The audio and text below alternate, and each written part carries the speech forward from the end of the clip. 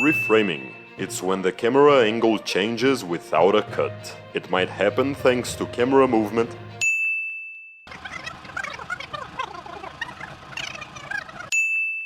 on-screen movement,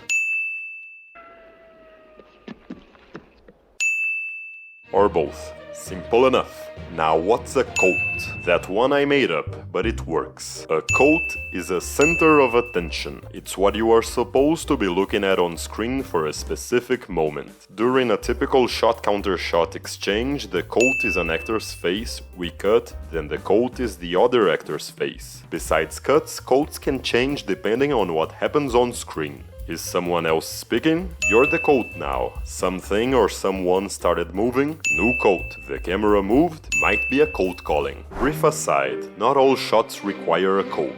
Sometimes everything in frame is equally important and your eyes can wander through the screen.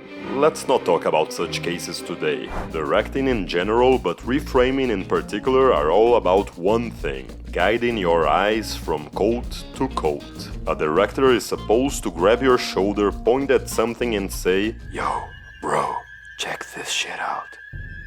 And he needs to keep your attention glued to the screen for 100% of the movie. The instant, and I'm not exaggerating here, the instant you lose interest in what you are seeing, then you, as a viewer, have the God-given right to pick up your cell phone and zone out. Let's talk about the absolute living master of reframing, Steven Spielberg. This man is a pantheon director and don't ever let anyone tell you otherwise. And today you'll learn his secret. Check these few seconds from Catch Me If You Can.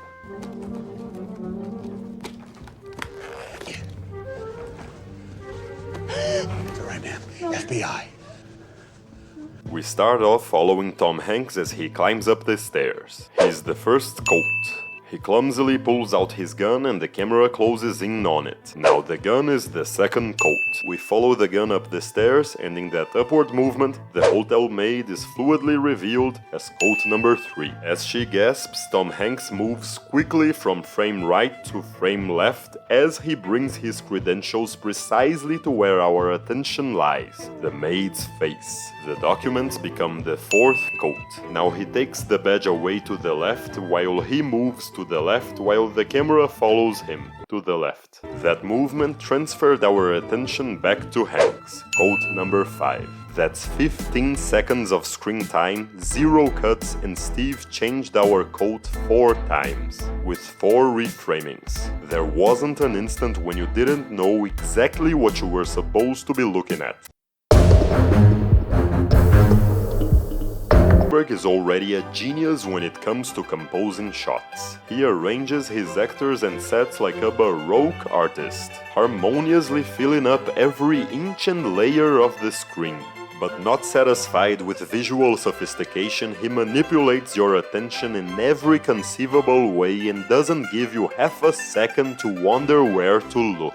There are 3 basic ways he does it. Here's the easiest one: focus pulling. You focus on this coat, now you focus on that coat. He does it a lot with mirrors and reflecting surfaces, showing the observer and the observed in the same angle. Another way is internal movement. It's when the camera doesn't move, but a coat shows up and steals the spotlight from the previous one. It can cover the previous coat, or uncover itself, or just show up. Say again.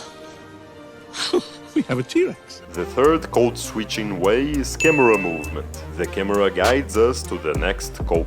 Spielberg especially loves doing it by showing what a character sees and a dramatic close-up of his reaction within the same shot. He goes from event to reaction, or from reaction to event. He often circles around the character's face like this.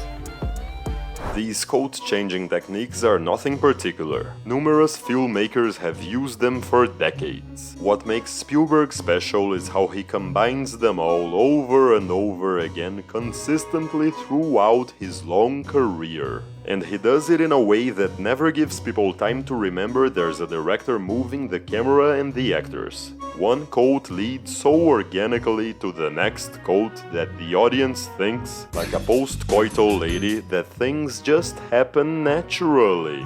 But because the man is behind everything, in reality, it took a lot of fucking hard work. Here in Schindler's List, we follow this maitre d' as he takes Schindler to his stable. The camera follows him around the table and, wouldn't you know it, our new coat is revealed. This type of complex choreography is everywhere in his films. Actors must be placed and moved in specific ways. Sets must be built and arranged in specific ways. A Spielberg scene is a galaxy in motion. Society's played him a terrible trick, and sociologically he's sick. I am sick, we are sick, we are sick. From the same perfectly staged scene in Schindler's List, this shot starts off with focus pulling. The camera follows the couple's movement from frame right to frame left, because Schindler's hand, with money, is on the left.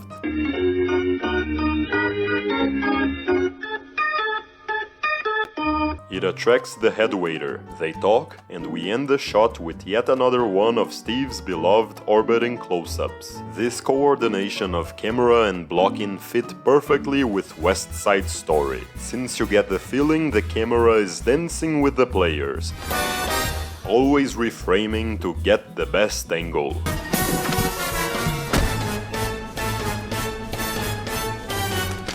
Too bad that's the only musical he ever made. Another genre Spielberg style fit perfectly was the spy film. The surveillance scenes from Munich are masterpieces of synchronization. The geography of each location is clear and each action leads to the next action like cause and effect.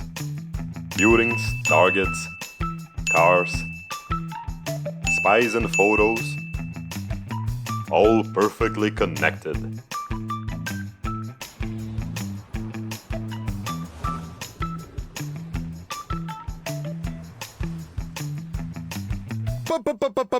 Stop! My penis can only get so erect. Even in seemingly static scenes, Spielberg gives you the impression that something is happening, because your attention always switches targets. He even likes introducing characters by first teasing. In a typical scene, you can just show character A delivering a document to character B. That's not how Steve does his thing. He will have you concentrate entirely on character A, then entirely on the document, then entirely on character B.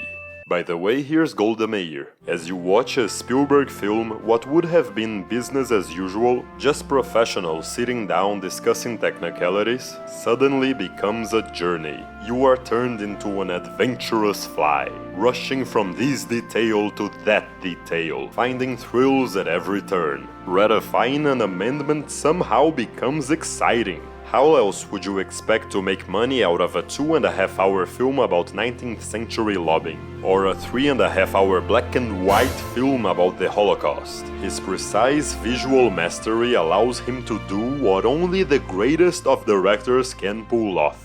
He doesn't only direct the movie, he directs you.